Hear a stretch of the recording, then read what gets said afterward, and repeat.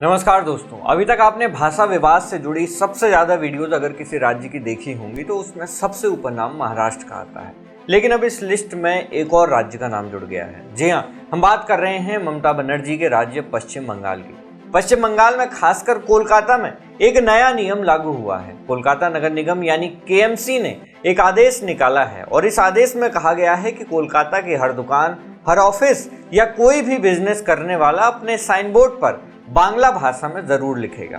मतलब अगर आपकी दुकान का नाम अंग्रेजी में है, हिंदी में है या किसी और भाषा में है तो अब आपको उस साइन बोर्ड पर बांग्ला भाषा में भी दुकान का नाम लिखना होगा। और हाँ, ये बांग्ला भाषा का नाम सबसे ऊपर लिखा होना चाहिए।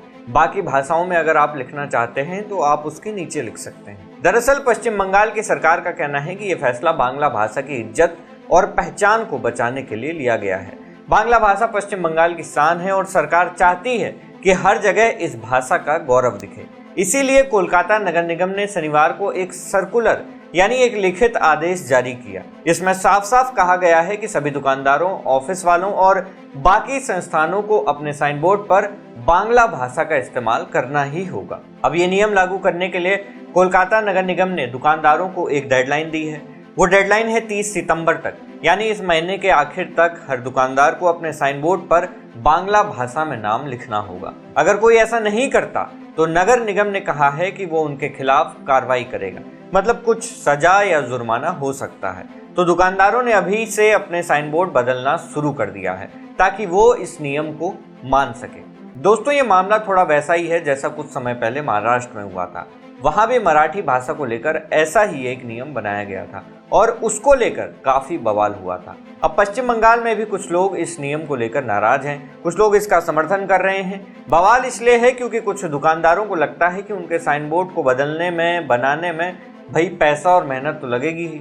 वहीं कुछ लोग कह रहे हैं कि बांग्ला भाषा को बढ़ावा देना अच्छा कदम है क्योंकि ये तो बंगाल की अपनी भाषा है। इस पूरे मामले में कोलकाता के मेयर का भी रोल है। उनके आदेश पर ही ये नियम बनाया गया है। सर्कुलर में साफ लिखा है कि बांग्ला भाषा को साइन बोर्ड पर सबसे ऊपर लिखना जरूरी है। इसके नीचे आप चाहें तो अंग्रेजी, हिंदी या कोई और भाषा लिख सकते हैं, लेकिन बांग्ला को सबसे ऊपर लिखना होगा। तो दोस्तों, ये था पश्चिम बंगाल के उस नए नियम का पूरा माजरा। सरकार का मकसद है बांग्ला भाषा को और मजबूत करना, उसकी इज्जत बढ़ाना। लेकिन यह भी सच है कि इस नियम से कुछ लोग परेशान होंगे। अब देखना यह है कि 30 सितंबर तक कितने लोग इस नियम को मानते हैं और आगे ये बवाल कितना बढ़ता है। आपको क्या लगता है, क्या ये नियम सही है या गलत? अपनी राय हमें कमेंट में जरूर बताएं। मैं हूं उमेश द्विवेदी और आप देख रहे थे सरकारी मंथन। नमस्कार।